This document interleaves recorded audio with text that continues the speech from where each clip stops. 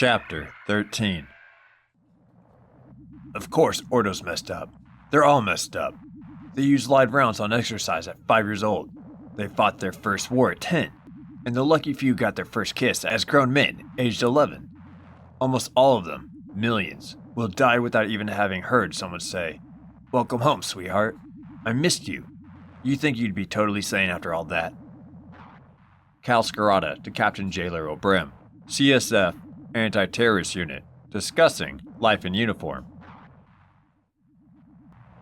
The Marina, Tropics Island, Daruma, 478 days, after Geonosis.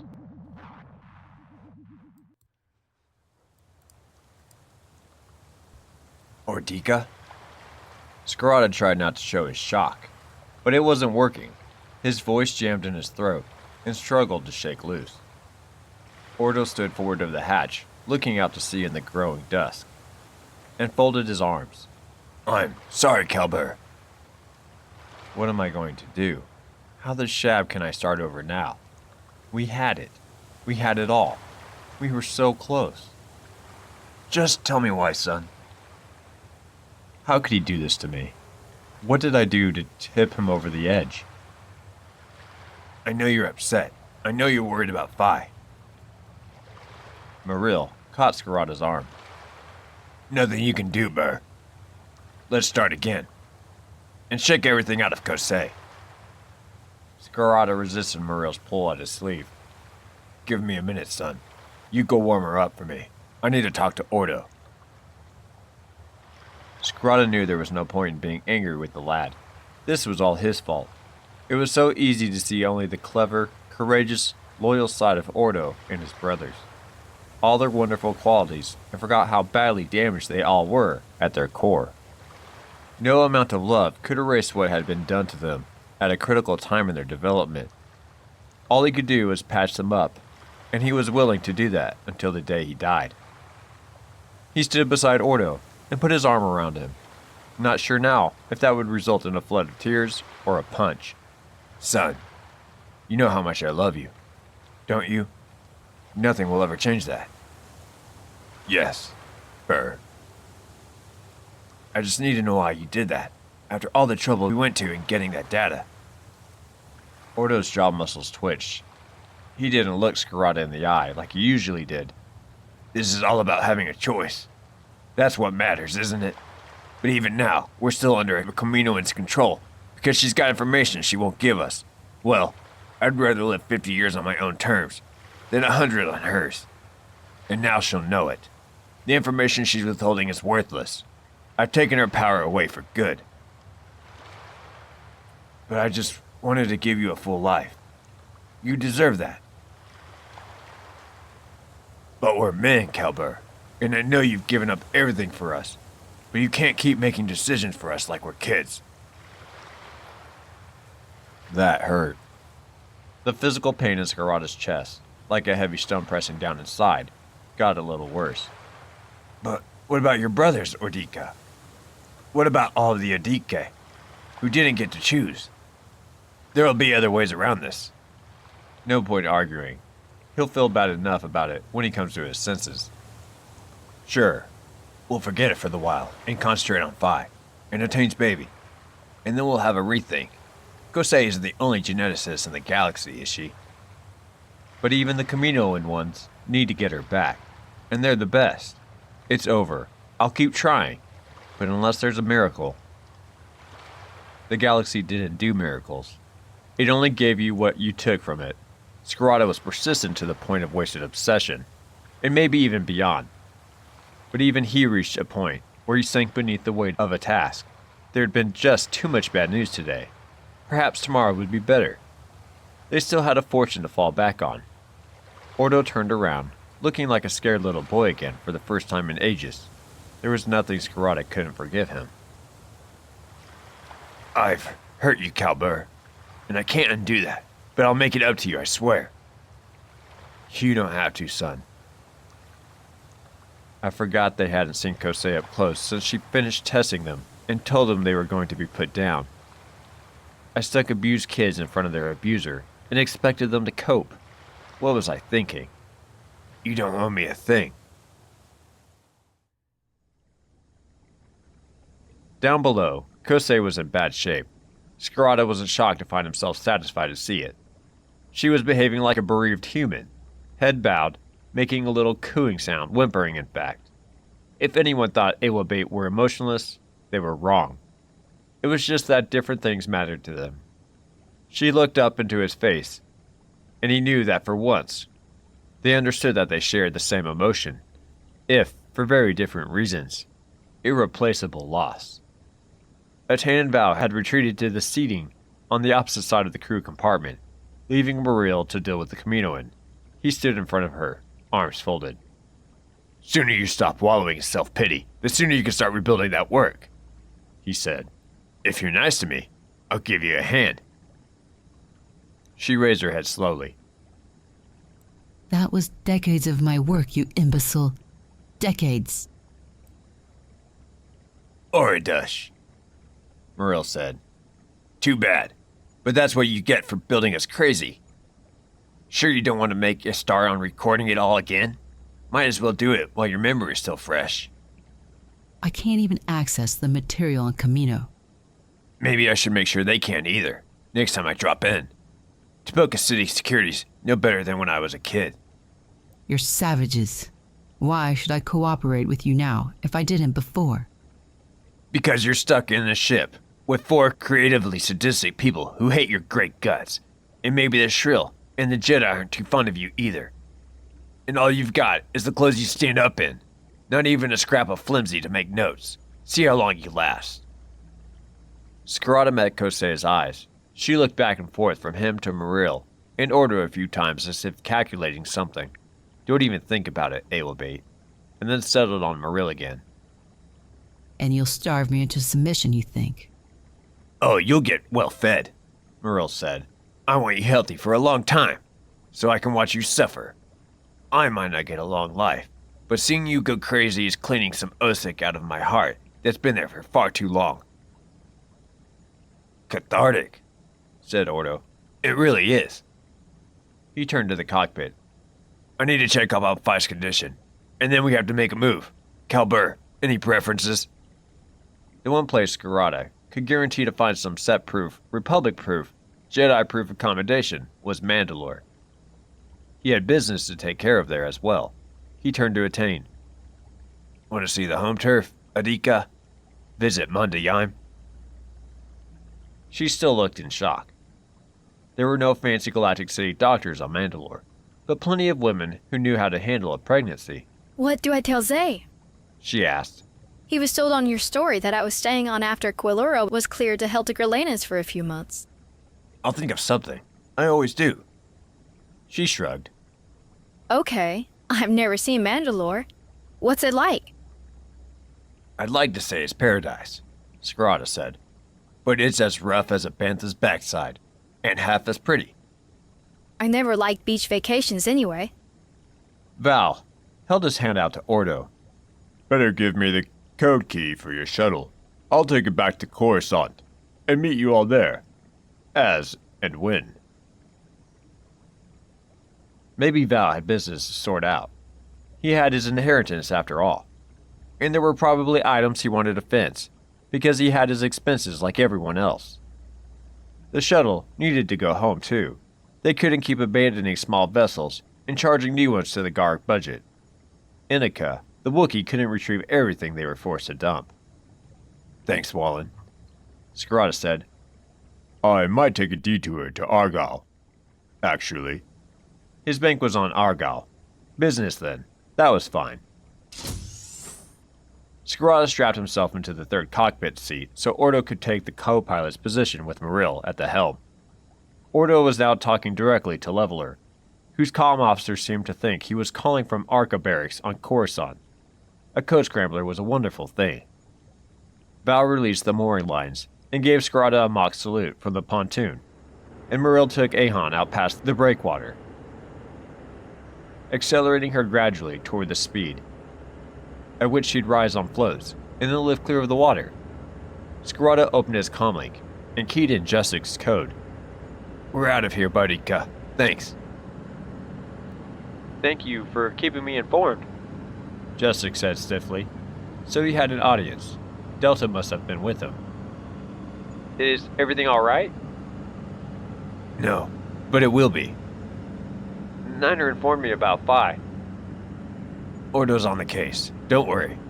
And you don't have to worry about Kosei any longer, either. Okay. Call me when you can talk freely. We're off to Mandalore. Jusik was a good lad. Scarada reflected. He'd been good right from the start. They were lucky to find a few Aratis with that kind of loyalty. Ahan took off in a storm of spray, lifting into the night sky.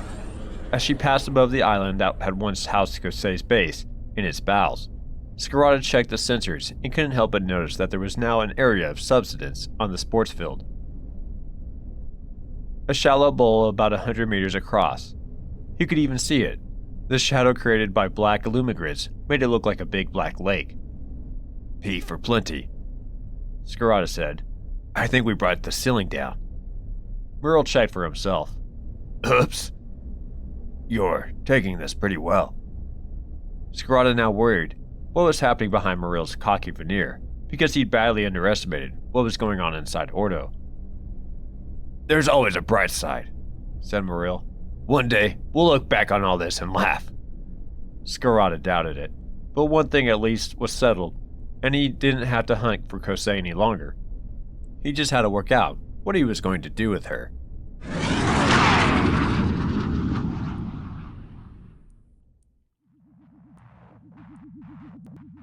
Tropics Island, Daruma, 479 days after Geonosis.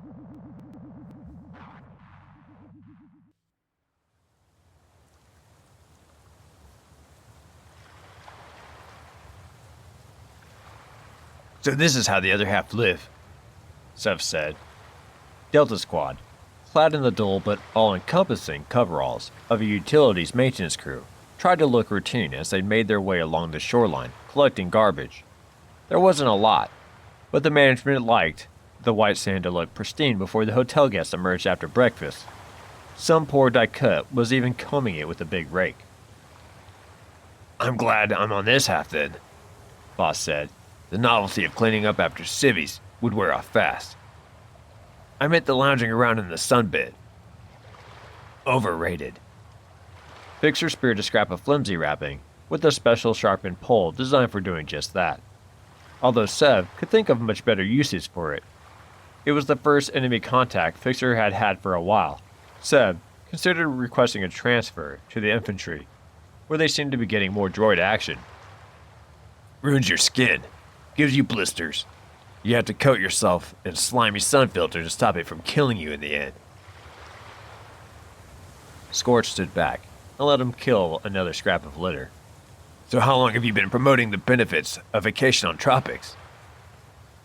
Look, any job would be better than mine, because right now, I feel I'm wasting my time. Fixer shoved his finger hard in his ear, adjusting the hidden comlink feed. This is boring. Even the police comlink channel is tedious. Drunks, lost valuables, and collisions between rental speeders. Jusik had finally let them loose on the island itself. Fixer and Boss weren't happy about the delay, but the Jedi had a point. It was hard to blend in here in a suit of Katarn armor, and they didn't have what he called Omega Squad social skills. Scorch had helped him liberate a few maintenance crew uniforms overnight. A task so easy it was almost an insult to their skills, and getting into places they shouldn't have been. As for the locks, he could have busted them open by just scowling at them. It was pathetic. It was a bummer about Phi, though. Sev didn't like the thought of being in a coma. Just in case it was one of those conscious ones, where you knew what was going on around you, but you couldn't respond. Whatever happened to him, he decided would be fast and final. No hanging around.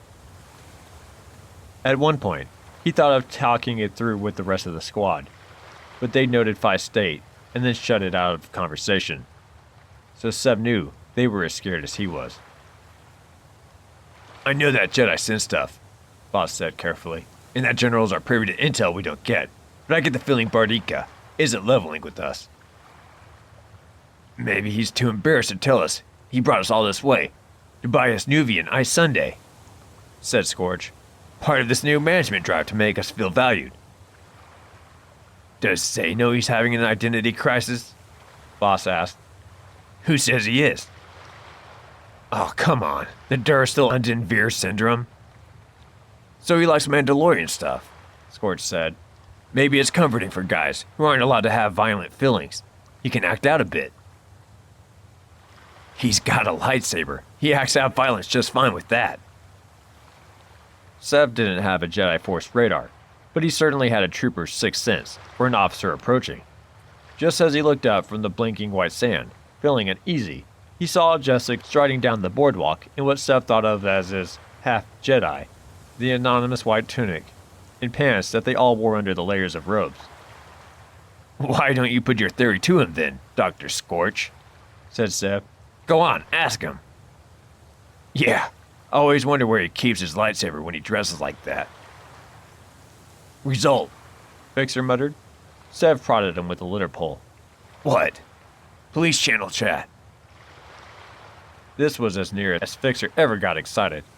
Folk were calling in saying they heard a mystery explosion, but no location. Now they've had a report of a sports field subsiding on the next island. As in, underground explosion? Maybe. Rescue service is going over to check it out. Jessic caught up with them. I rented a fishing vessel so we can move our ops away from prying eyes. How's the maintenance business? Explosive, said Scorch. Fixer says the locals reported a big bang followed by a hole in the ground, not far from here. And as this isn't a big bang kind of planet, we might as well check out the lead. Good idea, said Jessic. Sir, are you okay? My apologies, Scorch. My mind's not wholly on the job. If anyone would like an update on Fi's condition, let me know. He looked around him, almost as if he heard something and was trying to work out where it was coming from. But it was just one of his mannerisms. No? Okay. Let's take a look at this hole in the ground. Fisher was still eavesdropping on the police comlink frequencies. What cover are we going to use? No need. Overfly it in the TIV, get a few coordinates out of it, then work out a way of assessing the point of the explosion. Might not be anything to do with Kosei, of course. Want to skip it? No, sir. But maybe the Twi'lek was decoying us. Jessic picked up a scrap of litter, examined it, and dropped it in the collecting sack that Fixer was carrying. What makes you say that? He ran for his life pretty convincingly. Boss cut in. Because we've turned up nothing, sir. Except the traffic manager here, who remembers someone hiring a utility barge for a delivery offshore. And then it was found drifting minus the employee. And nobody went looking for him? When they say don't go beyond the safety limits, they mean it. They have no idea what's lurking under the surface, and they're not too keen to find out. Jessic shrugged. Just as well. We're made of sterner stuff. What a shabby attitude toward employee welfare. Sev had seen Jessic hunting targets before, and he behaved like a man with a mission. Single-minded, resourceful, and tenacious. On Coruscant, he'd even worried Sev with his wildly risky tactics. Now he was behaving differently. The fire had gone out of him. It was as if he didn't care if he found Kosei or not. It could have been that he didn't want to find her, and that worried Sev for all kinds of different reasons. But maybe it was, as he said, because he was preoccupied by Fi. That was worrying in its own way, because an officer who was distracted when one man out of his commando group of 500 was wounded really didn't have what it took. Yes, sir, Sev said.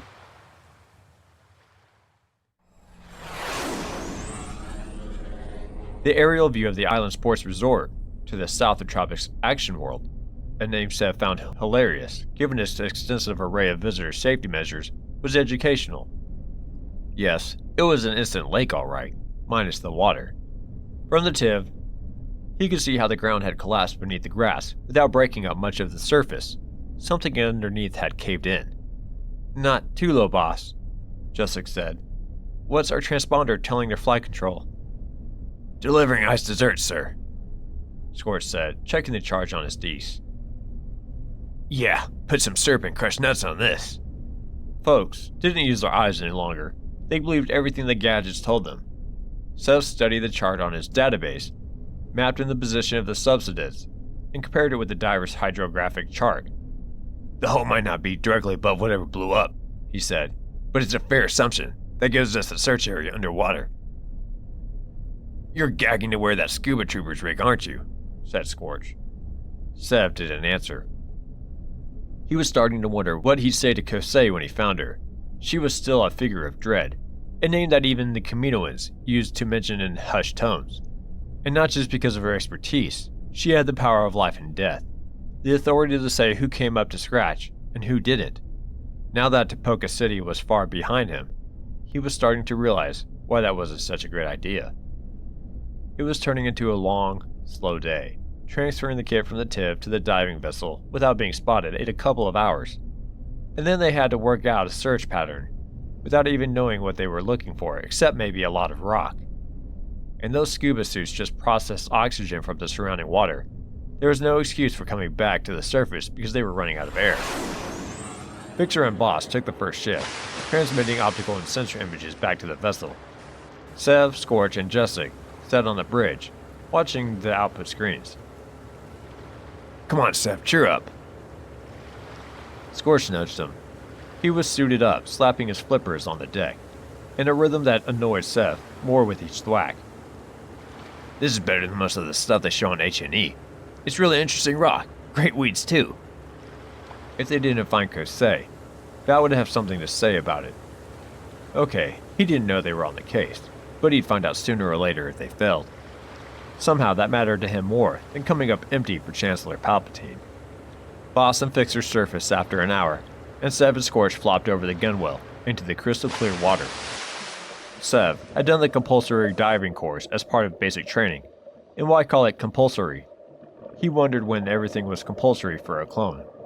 But just because he could do it didn't mean he liked it. He did it. Scorch did. "Wow, this is amazing. Look at that." "It's a fish, Scorch. You'll get over it. So will the fish. Come on, how many folks get to do this? Savor the privilege, man." "I will.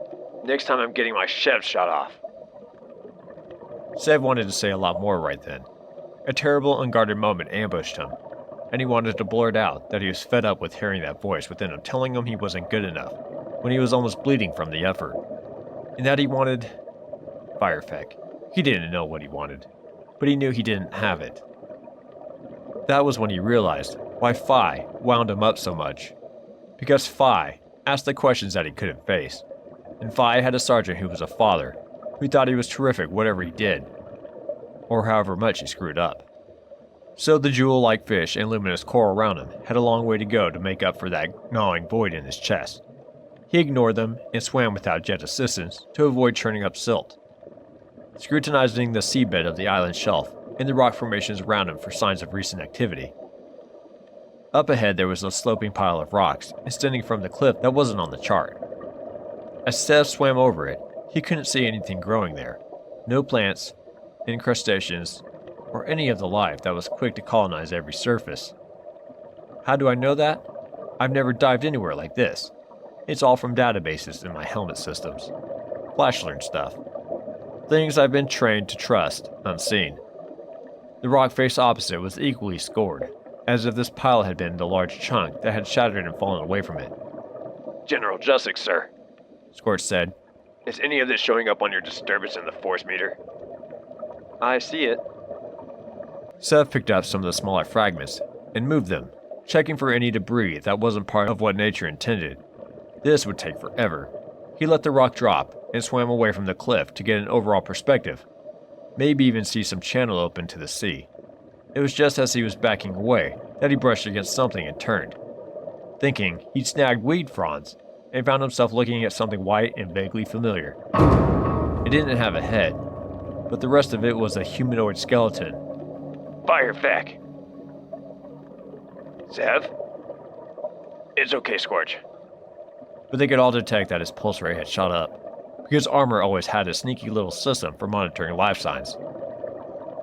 "Looks like the speeder bus has run really late here, judging by how long this guy's been waiting." Scorch swam across to him, rocks and big bangs forgotten for the moment. "What is it?" Jessica asked. "I can't see." Scorch adjusted the unfamiliar helmet cam controls that linked his POV to the comm system. See it? Ah, Jessica sighed. Any sign of what killed him, Scorch? Let's ask Sev. He's a dead bodyologist. Sev, feeling embarrassed by his reaction, examined the bones. The left arm came off in his hand. Yep, he's dead all right. Scorch sucked his teeth noisily. It was extra amplified in the scuba trooper helmets. Sure you don't want a second opinion, Doc? Nah, I'm prepared to go out on a limb. Sev dipped down and retrieved the arm from the weight around it. He followed the length of the orange fiber cord to its origin, which turned out to be a non-slipping Keldabe anchoring bend, tied on a mooring rig of some kind. But I can tell you, who made sure he didn't float. More or less. Can you see this, sir? It's a knot, Jessica said. A special one. Mandalorian. Used only by Mandos and folks trained by Mandos. Sev's first thought was the Twilight pilot, Lev, saying that he told some Mandalorians about his delivery route. There was a connection here, and it would have been a lot easier to make if Jessica hadn't scrubbed the pilot's memory a little too soon for Sev's liking. Retrieve the arm, Jessica said. We can at least try to ID the owner. Get what penetrating scans you can of the rock face, and we'll examine it later. Sev and Scorch looked back at the cliff face in silence. From here, the volume of rock brought down was apparent, and it was more than 2 or even 5 men could shift in the hope of finding anything behind it. If Kosei had built a hidden research lab back there, and she'd been home when the explosion happened, then she wasn't going anywhere. Ever. If someone else had found her before they trashed the facility, like the mystery Mando had, they probably hadn't offered to relocate her to a nice unit in the Keldabe business park. It wouldn't be good news for Palpatine. But then, Sev wasn't the one who had to break the news to him.